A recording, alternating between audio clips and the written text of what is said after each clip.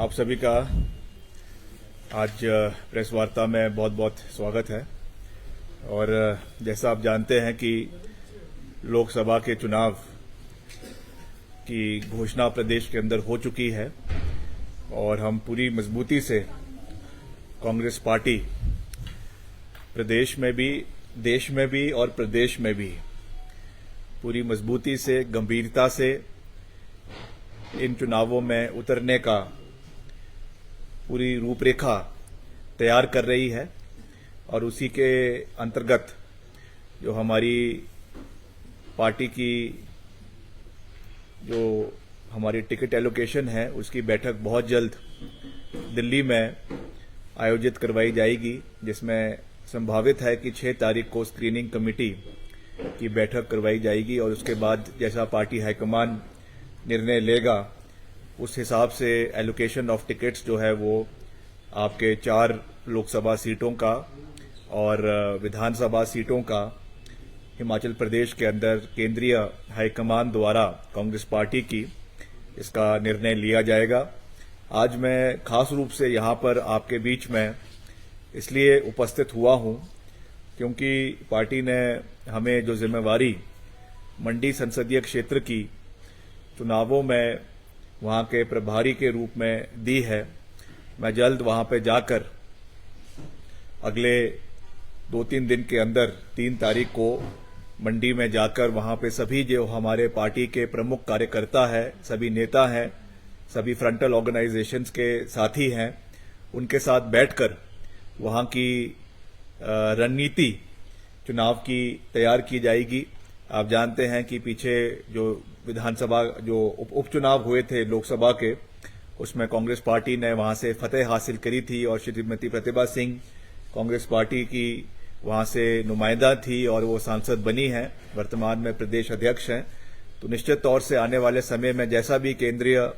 High command का नेतृत्व और उनका जो आदेश रहेगा उसके आदेश अनुसार कार्य किया जाएगा। जहां तक एलोकेशन ऑफ टिकट्स है, मगर क्योंकि हमें जमीन स्तर पे वहां पर पार्टी को मजबूत करना है और वहां पे जाकर जो है हर ब्लॉक में पार्टी के कार्यों को गति प्रदान करनी है, उसके लिए एक जो है प्रारंभिक बैठक 3 तारीख को मंडी के अंदर आयोजित की जाएगी, जिसमें सब रूपरेखा आपके जो वहां पे संसदीय चुनाव है मंडी का उसके लिए भी, और साथ ही साथ जो मंडी संसदीय क्षेत्र के अंदर ही लाहौल स्पीति विधानसभा क्षेत्र है जहां पर उपचुनाव होना है, वहां की जो है रूपरेखा भी हम तैयार करने का प्रयास करेंगे। और निकट भविष्य में मैं लाहौल स्पीति का दौरा भी करूंगा और वहां पे किस तरीके से पार्टी की गतिविधियों को मजबूत करना है, जो हमारे पार्टी के हमारे इंचार्ज उस इलाके के हैं, पीसीसी के वहां के इंचार्जेज हैं, हमारे जिला के अध्यक्ष हैं, उनके साथ बैठकर इसके बारे में एक डिटेल्ड रूपरेखा बनाई जाएगी और उसको अंजाम आने वाले समय में दिया जाएगा। इसका मैं पूरा विश्वास जो है आपके माध्यम से प्रदेश की जनता को भी और खास करके मंडी संसदीय क्षेत्र की जनता को हम दिलवाना चाहते हैं कि हम लड़ेंगे और पूरी मजबूती से लड़ेंगे, निर्णायक लड़ाई लड़ेंगे और जीतने के लिए ये लड़ाई लड़ी जाएगी। ये मैं पूरी मजबूती से इस बात को कह सकता हूं। जहां तक पिछले 15 महीने का प्रदेश सरकार का कार्यकाल रहा है हिमाचल प्रदेश में, क्योंकि वो भी एक बहुत बड़ा फैक्टर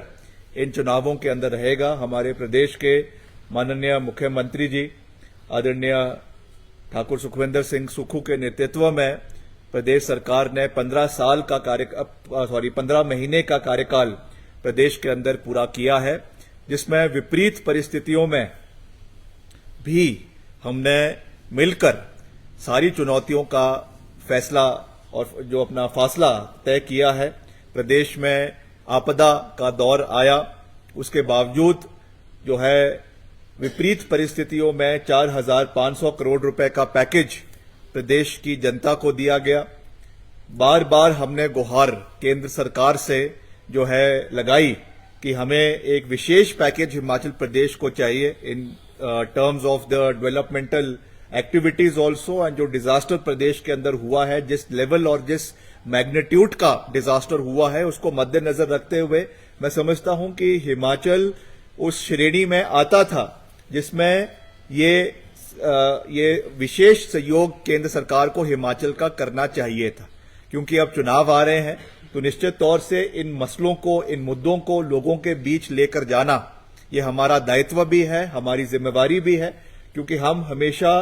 आंकड़ों के ऊपर बात करने में विश्वास रखते हैं। ये सच्चाई है कि हिमाचल प्रदेश की अर्थव्यवस्था को करीबन 15,000 करोड़ रुपए का नुकसान जो है इस आपदा के दौर में हुआ, और उसकी तुलना में जो थोड़ा बहुत सहयोग केंद्र सरकार से आया वो 4-4.5 करोड़ से 500 करोड़ से ज्यादा का सहयोग अगर हम टोटल बात करें, चाहे वो एनडीआरएफ का है, चाहे एसडीआरएफ का है, चाहे और अलग अलग हेड से आया, तो इससे ज्यादा सहयोग जो है स्पेसिफिकली डिजास्टर के समय में हिमाचल को इससे ज्यादा पैसा नहीं आया है। जो बार बार भाजपा कई सेंट्रल स्पॉन्सर्ड स्कीम्स का जिक्र करती है, मैं उसके ऊपर भी जो है आज की प्रेस वार्ता में उसके ऊपर भी स्थिति स्पष्ट करना चाहता हूं, क्योंकि प्रधानमंत्री ग्राम सड़क योजना हमारे विभाग द्वारा, लोक निर्माण विभाग द्वारा इसका संचालन प्रदेश के अंदर किया जा रहा है। मैंने विधानसभा के अंदर भी on the floor of the house कई बार केंद्र सरकार का इसके लिए धन्यवाद किया है कि हमें 2,700 करोड़ रुपए जो है वो आपके 2023-24 में 250 सड़कों के लिए प्रदेश को मिला है, इसमें कोई दो राय नहीं है। मगर मैंने इस बात को भी स्पष्ट किया है कि ये सहयोग जो हमें मिला है ये हर राज्य को मिल रहा है,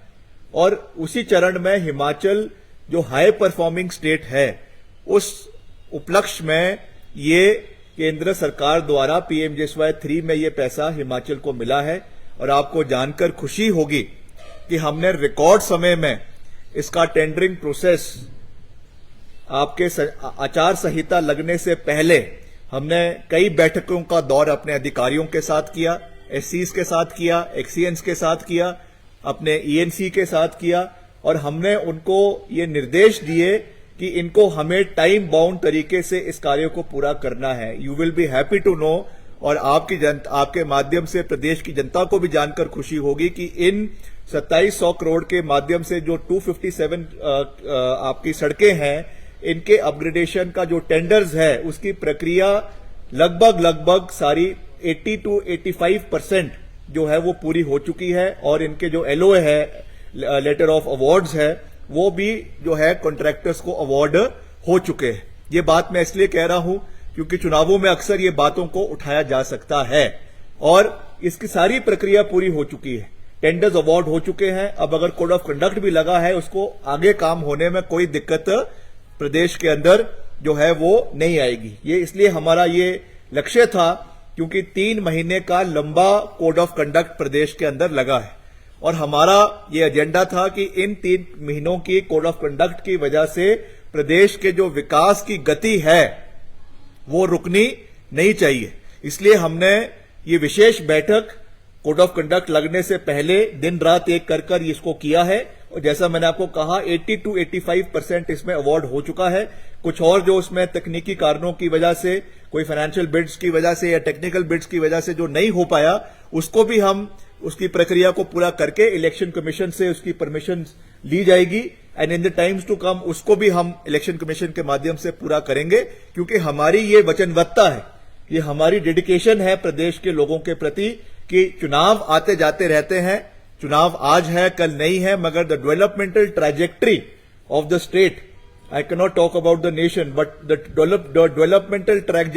trajectory of the state should not be stalled because of elections. Elections एक प्रक्रिया है, मगर उसके साथ साथ विकासात्मक कार्य भी चलते रहने चाहिए। ये हमारी वचनबद्धता है जिसको हम पूरा करने के लिए पूरा प्रयास कर रहे हैं। वैसे ही चाहे नाबार्ड की सड़कें हैं, चाहे ब्रिजेस है, हमने करीबन जो है 17 नए वैली ब्रिजेस के जो है अभी अपने इस आपदा के समय में खरीदे, और वैसे ही 244 रिकॉर्ड मशीनरीज जिसमें जेसीबीज है, पोकलेन्स है और मशीनें हैं, इनको हमने खरीद कर प्रोक्योरमेंट होकर ये सारी डिविजन्स के अंदर जो है वो भेजी जा चुकी है। ये भी हमने इसको इलेक्शन कोड ऑफ कंडक्ट लगने से पहले ये सारी प्रक्रिया पूरी कर ली है, क्योंकि हमें पता था कि इतना लंबा पीरियड जो है वो कोड ऑफ कंडक्ट का होगा, 3 महीने का पीरियड होगा। इसलिए हम नहीं चाहते थे कि इस भगवान ना करे इस कोड ऑफ कंडक्ट के समय में अगर कोई आपदा आ जाती तो हम पूरे तरीके से जो है वो निहत्थे हो जाते। तो इसलिए हमने पहले ही सारा इंतजाम कर रखा है कि जहां तक हमारे विभाग की बात है, लगातार हमने मशीनरीज की डिप्लॉयमेंट भी करी है, टेंडर्स भी लग चुके हैं। बाकी we respect the code of conduct और उसके माध्यम से जो भी उसमें परमिशन लेनी है हम उसको इलेक्शन कमीशन के माध्यम से लेंगे, ताकि कोई भी उल्लंघना जो है वो मॉडल कोड ऑफ कंडक्ट की ना हो और उस तरीके से हम प्रदेश को आगे बढ़ाए। इस सोच के साथ हम आगे बढ़ रहे हैं। जहां तक प्रदेश सरकार की बात है, माननीय मुख्यमंत्री जी की बात है, उन्होंने भी जो भी हमारे प्रदेश में गारंटीज कांग्रेस पार्टी की सरकार ने दी है उनको पूरा करने का कार्य चरणबद्ध तरीके से करवाया जा रहा है। सबसे बड़ी घोषणा जो हमने ओल्ड पेंशन स्कीम की करी थी, उसको पहली कैबिनेट मीटिंग में मुख्यमंत्री जी ने और पूरी काउंसिल ऑफ मिनिस्टर्स ने उसके ऊपर मोहर लगाई है। दैट हैज बीन इम्प्लीमेंटेड और आज प्रदेश के लोग उससे, प्रदेश के कर्मचारी 1,75,000 कर्मचारी आज उससे प्रदेश के अंदर लाभान्वित हो रहा है। ये हमारे लिए बहुत गर्व की बात है। और वैसे ही चाहे दूध की आपके मिनिमम गारंटी उसमें दी गई है, जो मिनिमम प्रिक्योरमेंट प्राइस इसके लिए फिक्स की गई है, वैसे ही बागवानों के लिए यूनिवर्सल कॉटन इस आपका जो हमारा ये हमारा जो एग्रीकल्चरल ईयर है, फाइनेंशियल ईयर है, इससे वो शुरू हो जाएगा। जो एक बहुत पुरानी मांग खास करके हमारे सेब बहुल्य क्षेत्र के बागवानों की थी, उसको भी हमने पूरा किया है। और खास करके बागवानों की अगर हम बात करें, खास करके सेब उत्पादकों की बात करें, ये आपदा के समय में मैं इसको बड़े गर्व के साथ ये बात कह सकता हूं कि कोई भी ऐसा गांव, कोई भी ऐसा कस्बा, कोई भी ऐसी पंचायत नहीं थी जहां पर, हालांकि एक समय में 4,300 से 4,500 के बीच में सड़कें बंद हो गई थी, उसके बावजूद हमने रिकॉर्ड समय में सारी सड़कों को प्रदेश के अंदर खोलने का काम किया। और जो है इसके लिए मुख्यमंत्री जी ने अतिरिक्त बजट सब डिविजन्स को दिया। हर लोक निर्माण डिवीजन को पैसा दिया गया, चाहे वो एनडीआरएफ के माध्यम से दिया गया, एसडीआरएफ के माध्यम से दिया गया, मगर रिकॉर्ड समय में सारी की सारी सड़कों को आपदा के समय में खोला गया। उनमें जेसीबी मशीन लगाई गई कि जगहों पे डंगे लगने थे, उनको वॉर फुटिंग के ऊपर उन डंगों को लगाया गया, ताकि हमारे बागवानों का जो माल है, चाहे वो नाशपाती है, चाहे सेब है, चाहे प्लम है, वो रिकॉर्ड समय में जो है वो मंडियों के अंदर पहुंचे। ये हमारी वचनबद्धता थी, ये हमारी सरकार की संवेदनशीलता थी, हमारा दायित्व था, हमारी जिम्मेवारी थी, जिसको पूरा करना हमारा नैतिक दायित्व था, जिसको हमने पूरा करने का पूरा प्रयास किया है। और वैसे ही जो हमारी महिलाओं के लिए गारंटी थी कि 1,500 रुपए प्रति माह महिलाओं को जो है वो दिया जाएगा, उसको भी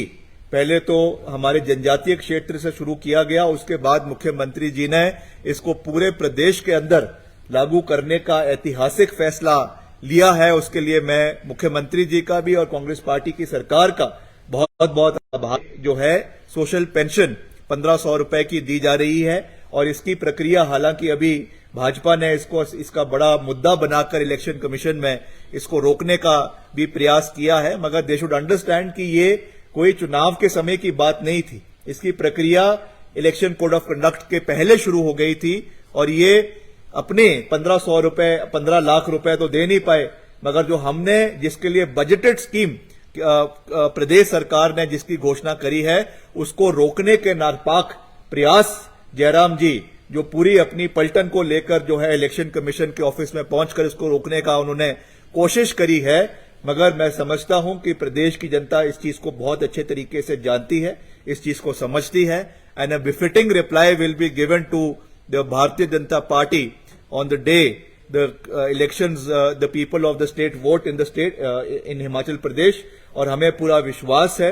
कि जो हमारे चारों लोकसभा सीटें हैं, हालांकि इसमें नेशनल इश्यूज को भी लिया जाता है, इंडिया अलायंस पूरी मजबूती से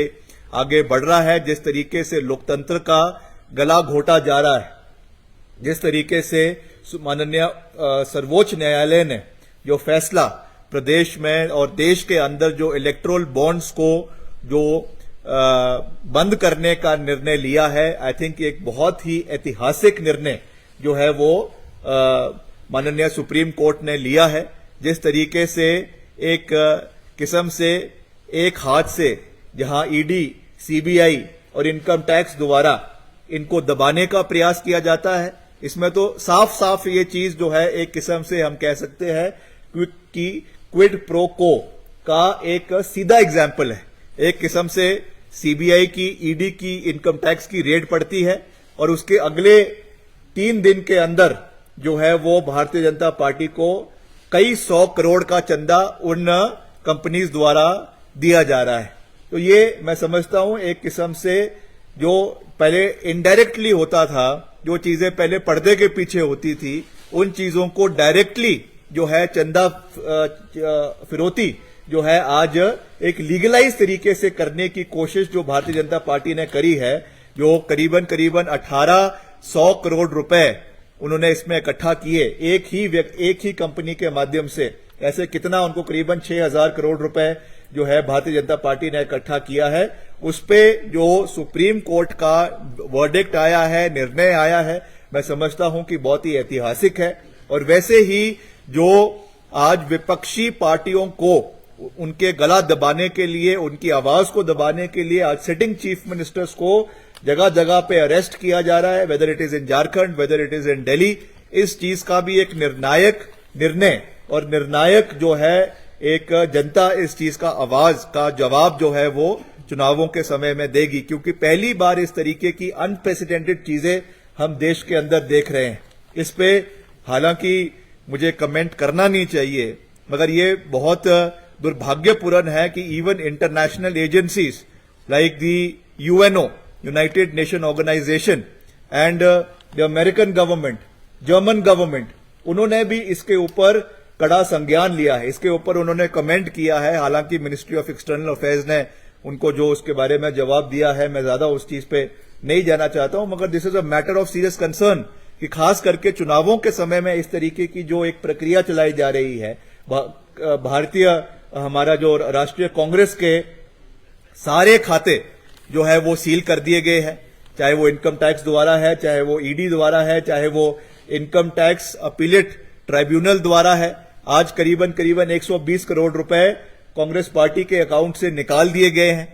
जो है रेगुलर डिमांड्स करीबन 1800 करोड़ रुपए की डिमांड कांग्रेस पार्टी के ऊपर है। अगर ये यार्डस्टिक हर पार्टी के लिए होना चाहिए था, मगर ये केवल जो इसको सीमित रखा है केवल कांग्रेस पार्टी के लिए, मैं समझता हूं कि ये एक दुरुपयोग है इन्वेस्टिगेटिव एजेंसीज का, चाहे वो इनकम टैक्स है, चाहे वो ईडी है, चाहे वो सीबीआई है। मगर आज ये चीजें जग जाहिर है, आज ये चीजें जग जाहिर है कि जो भी भारतीय जनता पार्टी में जाता है, अगले दिन उनके सारे केसेस, चाहे वो ईडी के हैं, चाहे वो सीबीआई के हैं, चाहे वो इनकम टैक्स के हैं, उनको रातों रात जो है वो खत्म कर दिया जाता है। और जो ये एक कहावत बन चुकी है आज की वॉशिंग पाउडर निरमा की तरह, जो है वो बिल्कुल साफ होकर, पाक साफ होकर बाहर निकलता है। आज हर बच्चे की जुबान के ऊपर ये चीज देश और प्रदेश के अंदर है। तो जहां तक नेशनल कॉन्टेक्स्ट की मैंने बात करी है, क्योंकि ये चुनाव केवल हिमाचल के नहीं है, इनका जो नैरेटिव बनेगा वो राष्ट्रीय मुद्दों के ऊपर भी बनेगा। इसलिए इन चीजों का व्याख्यान करना, इन चीजों को लोगों के बीच में लेकर जाना, ये भी बहुत आवश्यक है। और निश्चित तौर से हम इन चीजों को लोगों के बीच में लेकर जाएंगे। और विकास कार्य जो कांग्रेस पार्टी की सरकार ने, विपरीत परिस्थितियों में कांग्रेस पार्टी की सरकार ने, माननीय मुख्यमंत्री जी ने और सभी काउंसिल ऑफ मिनिस्टर्स के हमारे सभी साथियों ने, कलीग्स ने, माननीय विधायकों ने अपने अपने विधानसभा क्षेत्रों में किए हैं, उसके बारे में भी पूरा व्याख्यान किया जाएगा। और लोकसभा के साथ साथ जो हमारी 6 विधानसभा के उपचुनाव होने हैं, वो तो एक अलग कॉन्टेक्स्ट के साथ लड़े जाएंगे, क्योंकि किन परिणामों में किस वेशभूषा के साथ और किस मैं समझता हूं पॉलिटिकल एटमॉस्फेयर में ये सब चीजें प्रदेश में पिछले 1 महीने का जो घटनाक्रम हुआ है, अब मैं उसके बारे में ज्यादा कमेंट इसलिए नहीं कर रहा, क्योंकि चुनावों में इसका परिणाम जो है वो देखने को मिलेगा। हिमाचल प्रदेश में आज तक इस तरीके की चीजें हमको देखने को नहीं मिली है और मैं समझता हूं कि ये दुर्भाग्यपूर्ण है कि इस तरीके का निर्णय प्रदेश के कांग्रेस पार्टी के विधायकों ने लिया और उसका भुगतान आने वाले समय में प्रदेश की जनता और खास करके उन विधानसभा क्षेत्रों की जनता जहां पे ये उपचुनाव होने हैं और आधा बेड़ा पार तो वो करवाएगी और आधा वो करवाएंगे जो भाजपा के उस क्षेत्र के स्थापित नेता है जिनके भविष्य को, जिनके राजनीतिक भविष्य को दुबाकर ये कार्य करवाया जा रहा है। क्योंकि भारतीय जनता पार्टी का जो केंद्रीय हाईकमान है वो ये समझते हैं कि जो तुगलकी फरमान जो दिल्ली से जो वहां से निकल गया उसको भाजपा का हर कार्यकर्ता उस चीज को अपनाएगा। मगर आज जिस तरीके के विद्रोह के स्वर,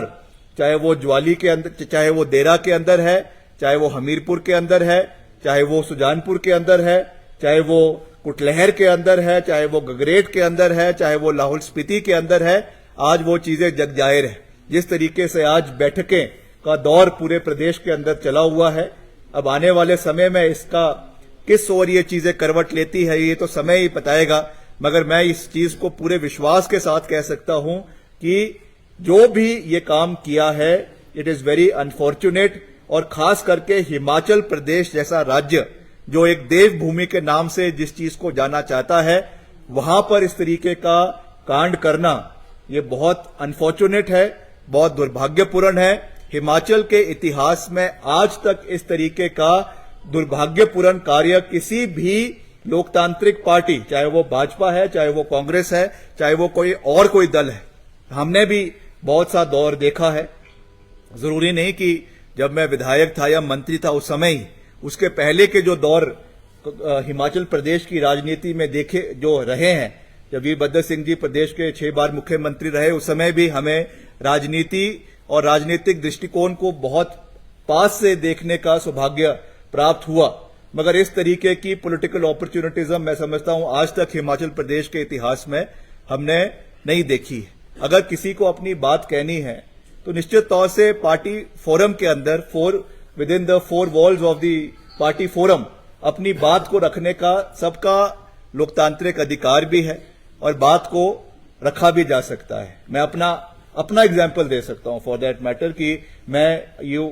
everybody knows, the entire state knows, I believe in calling a spade. अगर हमें भी कुछ लगा कि कभी कोई कमी पेशी पार्टी के अंदर है या सरकार के अंदर है, हम भी उसको अपने फोरम पे, चाहे वो मुख्यमंत्री जी के पास रखना है, चाहे पार्टी अध्यक्ष के पास रखना है, चाहे अपने पार्टी के इंचार्ज के पास रखना है, हमने हमेशा रखा है। Because we have the interest of the party at heart. अगर हमें लग रहा है कि कुछ कमियां हैं, कुछ गलतियां हैं, तो उसको उठाना, उसको जगजाहिर करना, उस चीज को पार्टी फोरम में रखना, ये हम सबका दायित्व बनता है। If you are not doing that, I think we are failing in our responsibilities. मगर उस चीज को आड़े हाथ लेते हुए बाहर का रास्ता ले लेना, मैं समझता हूं कि वो एक बहुत बड़ा क्वेश्चन मार्क है। और जैसा मैंने कहा कि उसका जवाब आने वाले समय में प्रदेश की जनता और खास करके उन विधानसभा क्षेत्र की जनता लोगों को देगी या लोग उनको देंगे, इस चीज का मैं पूरी मजबूती से बात कह सकता हूं। बाकी जहां तक प्रत्याशियों की बात है, चारों लोकसभा सीटों में जल्द कांग्रेस पार्टी के प्रत्याशी और 6 के 6 विधानसभा हलकों में पार्टी के जो प्रत्याशी है उनको कांग्रेस पार्टी जल्द से जल्द तय करेगी। And we will fight these elections with all our might. पूरी मजबूती से इन चुनावों को, पूरी गंभीरता से इन चुनावों को लड़ा जाएगा। हमारे जो माननीय इंचार्ज है कांग्रेस पार्टी के राजीव शुक्ला जी, आप जानते हैं कि वो एक बहुत अच्छे जो है स्ट्रैटेजी वाले नेता हैं, जो बड़े अच्छे तरीके से हर चीज को संभालते हैं। वो यहां पर आकर बैठेंगे, हर चीज को बहुत गंभीरता से देखेंगे और पूरे तरीके से कैसे चुनावों को लड़ना है, कैसे चुनावों की स्ट्रैटेजी बनानी है, उसकी हम पूरी गंभीरता से कार्य करेंगे और उनको फिर आने वाले समय में हेड्स ऑन भारतीय जनता पार्टी को लिया जाएगा। एंड मैं आपको पूरी मजबूती से यह बात कह सकता हूं कि हम जहां तक लोकसभा की बात है, उसके साथ जो उपचुनाव की बात है, उसमें भी हम एक कंफर्टेबल तरीके से जो है विधानसभा की इसमें भी जीतेंगे। एंड द कांग्रेस पार्टी की जो सरकार हिमाचल प्रदेश के अंदर है माननीय मुख्यमंत्री जी के नेतृत्व में अपने 5 साल का कार्यकाल पूरा करेगी और जो भी हमने शुरू करी है चरणबद्ध तरीके से, जो डेवलपमेंटल एक्टिविटीज प्रदेश के अंदर हमने शुरू करी है, इनको 5 साल के कार्यकाल में, जिसमें से 1 साल पूरा हो चुका है, अगले 4.5 साल में इनको चरणबद्ध तरीके से प्रदेश के अंदर इंप्लीमेंट किया जाएगा। जयराम जी जो हर मंच के ऊपर ये भाषण देते रहते हैं कि 4 जून को जब परिणाम आएंगे तो 2 सरकारें हिमाचल के अंदर बनेगी, देश और प्रदेश में बनेगी, ये वैसा ही उनका बयान है जो जब वो नए मुख्यमंत्री बने थे तो उन्होंने कहा था कि मैं अब 25 साल तक हिमाचल प्रदेश का मुख्यमंत्री रहूंगा। तो ये वैसा ही कुछ बयान है। मुंगेरी लाल के हसीन सपने वो देखते रहे, मगर जैसे हमने उनके चारों खाने चित पीछे जब उपचुनाव हुए थे उस समय चारों खाने चित किए थे, 1 लोकसभा का और 4 हमने उपचुनाव जीते थे, जिसकी वजह से एक माहौल कांग्रेस पार्टी की सरकार बनने का हिमाचल प्रदेश के अंदर बना था। उसी तरीके से जयराम जी का और भाजपा का चारों खाने चित 4 जून को हिमाचल प्रदेश के अंदर होगा। इस चीज को मैं पूरी मजबूती से, पूरी गंभीरता से और केवल बोलने के लिए नहीं, मगर जो हमने फीडबैक प्रदेश के अंदर लिया है, जो प्रदेश के कार्यकर्ता या प्रदेश के आम जन के साथ हम एक लगातार संवाद करते हैं, उसके माध्यम से जो हमें फीडबैक आया है, उसके कॉन्फिडेंस के साथ मैं ये बात कह रहा हूं कि Congress party will complete it entire tenure of this term and will last the election till 2027। आप कुछ पूछना चाहते हैं तो पूछ सकते हैं।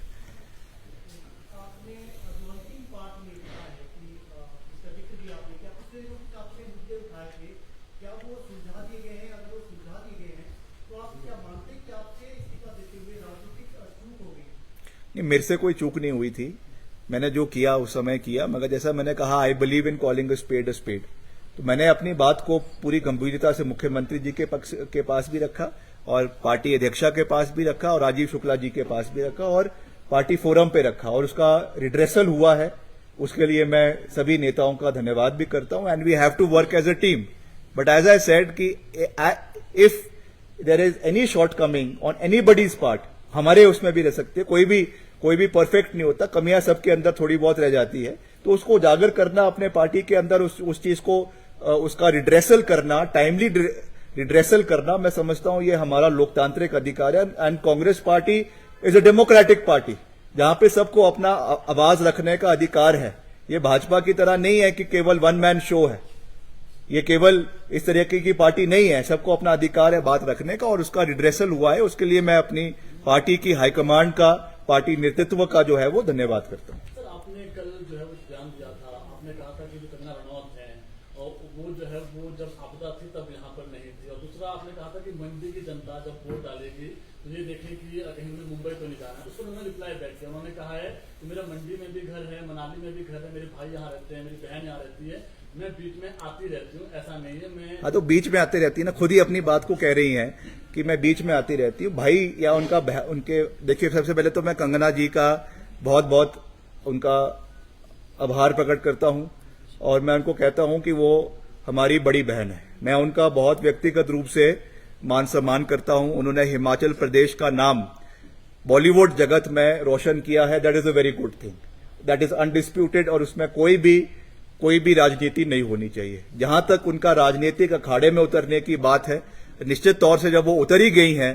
तो हर चीज का वाद विवाद होगा, इसमें कोई दो राय नहीं है। जब कांग्रेस पार्टी पूरी मजबूती से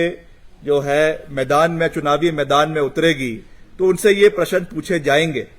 कि केवल चुनाव के समय में ही उनको मंडी क्यों याद आया है। कल वो जो है वो काशी की बात कर रही थी, काशी विश्वनाथ की बात कर रही थी और छोटी काशी की बात कर रही थी, तो ये चीजें उनको तब याद क्यों नहीं आए जब प्रदेश में इस दशक की नहीं मगर इस शताब्दी की सबसे बड़ी आपदा हिमाचल प्रदेश को आई। उस समय बॉम्बे से उनका सर्वर डाउन हो गया था, ऐसी भी रिपोर्ट्स आई थी। उस समय हिमाचल प्रदेश को सहयोग करने के लिए जो उनको सहयोग करना चाहिए था, कितना किया कितना नहीं किया, क्या वो एक बारी भी मंडी संसदीय क्षेत्र की किसी प्रभावित परिवार के लोगों से मिली? क्या वो कुल्लू में, मनाली में उनका घर है, क्या एक बारी भी वो और तो छोड़िए, क्योंकि मंडी संसदीय क्षेत्र हिमाचल प्रदेश का 1/3 क्षेत्र है, मगर अगर वो मनाली में उनका घर है, मनाली के पतली कुल में ब्रिज बह गया था, मैं वहां पर खुद एज पीडब्ल्यूडी मिनिस्टर मैं वहां पे गया, वहां पे आपके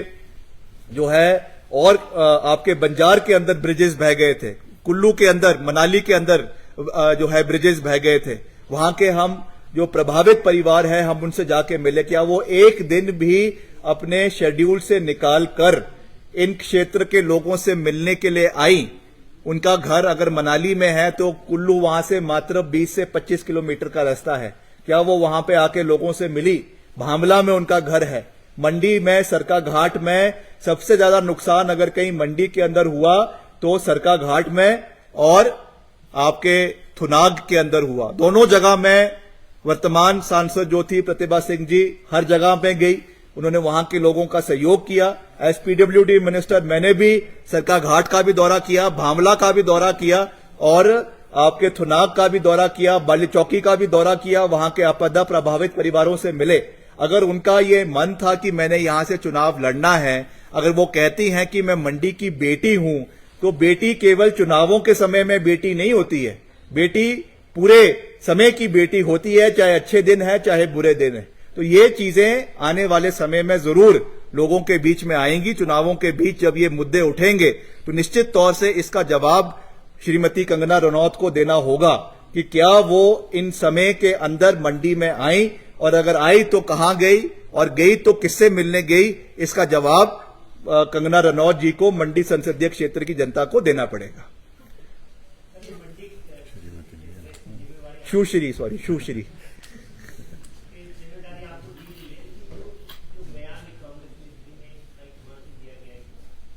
नहीं, देखिए उसका वो खुद ही खंडन कर चुकी है। पहली बात तो वो बिल्कुल भी हम उससे उनके बयान से जो है वो वाकिफ नहीं रखते हैं, मगर उन्होंने खुद कहा है कि ये अनफॉर्चुनेट है, और उन्होंने खुद कहा है कि उनके अकाउंट को हैक किया गया था या जो भी था, और उसके माध्यम से इस तरीके की कोई आपत्तिजनक फोटो उनकी उसमें डाली गई थी, उसका हम निंदा करते हैं। We are political adversaries because now we are in that field, so we are political adversaries but we are not enemies. हम उनके साथ हमारी कोई लड़ाई, व्यक्तिगत लड़ाई नहीं है। और मैं आपको यह श्योर करना चाहता हूं कि जब हम मैदान में उतरेंगे, हम लक्ष्मण रेखा को कभी भी नहीं लांघेंगे। जो मर्यादा है, जो हमारी देव संस्कृति है, जो हमारी देव परंपरा है, हिमाचल प्रदेश की जो संस्कृति है, उसका ख्याल रखा जाएगा। और अगर कोई भी चुनाव के समय में इस तरीके की टिक्का टिप्पणी कंगना रनौत के ऊपर करता है, Vikramaditya will be the first person to defend Kangana Ranaut. Vikramaditya ji, Chaitanya Sharma ने आपसे चंडीगढ़ में हुई मुलाकात को लेकर एक दावा किया है। उन्होंने कहा है कि आप अभी भी पार्टी में घुटन महसूस कर रहे हैं। चैतन्य शर्मा जी अपनी बात कह रहे हैं, मैं अगर मुझे कुछ कहना होगा तो मैं प्रेस कॉन्फ्रेंस बुला के खुद पूरी बात को कहूंगा। I don't need a spokes person specially in the Bharatiya Janata Party to speak for me. I am capable enough to speak and to speak loudly enough for people in Shimla also and people in Delhi also to hear what Vikramaditya wants to say. Sir, आपके विषय में पूरे हिमाचल प्रदेश में ये चर्चा होती है, क्योंकि अब लोकसभा चुनाव भी हैं, कि विक्रमादित्य सिंह की टीम रोहडू में, रामपुर में और किन्नौर के कुछ हिस्सों में तो है, लेकिन अभी भी मंडी और हिमाचल प्रदेश के अन्य क्षेत्रों में। देखिए, मेरी टीम नहीं है। I am a integral part of Congress party, और जो कांग्रेस पार्टी की टीम है वो हमारी टीम है, और हमारी टीम प्रदेश के हर कोने में है। तो मेरे में कोई भी राजनीतिक और खास करके क्षेत्रवाद की राजनीति मैं कभी नहीं करता हूं। मेरे लिए हिमाचल प्रदेश का हर कोना बराबर है, चाहे वो चंबा है, चाहे भरमौर है, चाहे कांगड़ा है, चाहे रामपुर है, चाहे रोहडू है। सवाल पूरा भी हुआ था। ऐसे में अगर प्रतिभा सिंह चुनाव मंडी संसदीय क्षेत्र से लड़ती हैं, तो प्लान बी आपके पास क्या है? किस चीज का प्लान भी? चुनाव में जीतने के लिए। और कंगना अभी वो मैं आपसे थोड़ी साझा करूंगा, तो मैं लोगों के बीच जाके स्ट्रेटेजी बनाएंगे, फिर उसका डिस्कशन होगा। आपने कहा कि जो वहां पे पुराने नेता थे भाजपा के, उनको नजरअंदाज करके जो प्रमाण आया है हाईकमान से, भाजपा से टिकट दे दिया है कंगना को, क्या मानते हैं आप? कमजोर प्रत्याशी है, कांग्रेस को इसका बेनिफिट होगा? और दूसरा, जो जैसे अमरेश्वर सिंह का ज्ञान आया था कि मुझसे वायदा किया गया था जब उनको टिकट करा था विधानसभा में, और अब पार्टी जो है वो जो वायदा, देखिए ये पार्टी भारतीय जनता पार्टी किसको टिकट देना चाहती है, किसको नहीं देती है, ये उनका आंतरिक मामला है। I am nobody to comment on who gets the ticket in Bharatiya Janata party, मगर निश्चित तौर से जो भाजपा के कर्मठ कार्यकर्ता है, नेता हैं, जिन्होंने अपनी पूरा जीवन भाजपा को बनाने में, संवारने में दिया है, उनकी भावनाओं की कदर होनी चाहिए। तो ये चीज तो उनको देखना है, मैं इसके बारे में क्या कह सकता हूँ। सवाल ये है कि पिछले दो इवन जयराम ठाकुर को उन्होंने हराया था, बाकी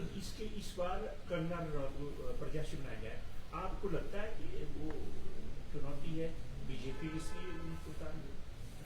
देखिए, वो तो उनका निर्णय है, उन्होंने किसको उतारना है। जयराम जी की भी पहले अटकलें थी, कंगना रनौत जी की अटकलें थी, जो अब सही साबित हो गई है। कई और नेता भी थे। तो हमारे लिए तो चुनाव लड़ना है, मैदान में उतरना है और जीत हासिल करनी है, irrespective of who the candidate from the other side is.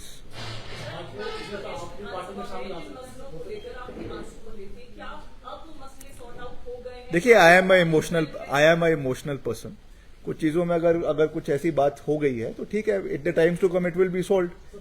Everything, हर चीज का एक समय होता है, और जो चीज है मैं हर चीज को बहुत स्पष्ट तरीके से कहता हूं और साफ कहता हूं। ठीक है, मेरे मन में कोई बात थी, मैंने कही, तो उसको आने वाले समय में it will be addressed, it will be duly addressed, and the party high command has said that all your issues will be taken into consideration. So उससे that is end of the matter. उस पर और कुछ चर्चा करने की आवश्यकता मैं समझता हूं कि है नहीं। तो रामलाल मार्कंडा ने कहा कि मैं कांग्रेस से भी चुनाव लड़ सकता हूं, बहुत सारे और भी बीजेपी के नेता है। कितने नेता है कांग्रेस के संपर्क में? नहीं, काफी नेता है। मुख्यमंत्री जी ने भी इस बात को कहा है कि काफी नेता है जो भाजपा के कांग्रेस के संपर्क में है, मगर अल्टीमेटली ये मेरा कार्य अधिकार क्षेत्र नहीं है। जो पार्टी की हमारी अध्यक्षा है, मुख्यमंत्री जी है, और जो हमारे पार्टी के इंचार्ज है, वो इसके ऊपर कॉल लेंगे कि किसको पार्टी के अंदर विलीन करना है, किसको लेना है, किसको नहीं लेना है। ये उनके द्वारा इस कॉल को लिया जाएगा। हाँ, ये